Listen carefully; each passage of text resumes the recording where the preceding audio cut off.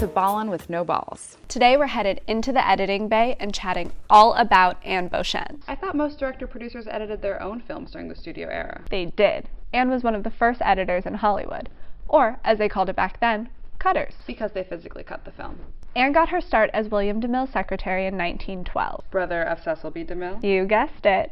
He took her out to LA to assist him and his brother on set at famous player Lasky's. Was she involved in the productions? She actually created the role of script clerk. What's that? So she noticed continuity errors between shots while on set.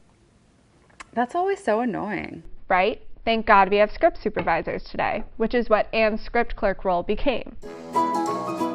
Then, in 1915, she was hired as Cecil B. DeMille's editor. She would go on to edit all of his films for the next 38 years. Wow, they must have really gotten along. For sure. She was the only person he let edit his films. She would become the first woman nominated for an Oscar for her work on Cleopatra in 1934. She was one of only 3 professionals to be nominated in the original category. Over the course of her career, she would garner a total of 4 nominations and eventually became the first woman to win the Oscar for editing for her work on Northwest Mounted Police in 1940. That's literally legendary.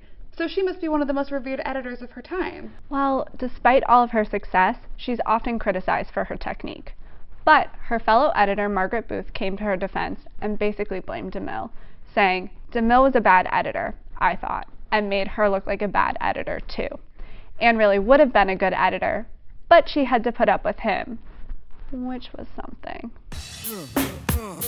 Find you a friend that'll stick up for you like Margaret. I'd totes do that for you. Oh my God, same.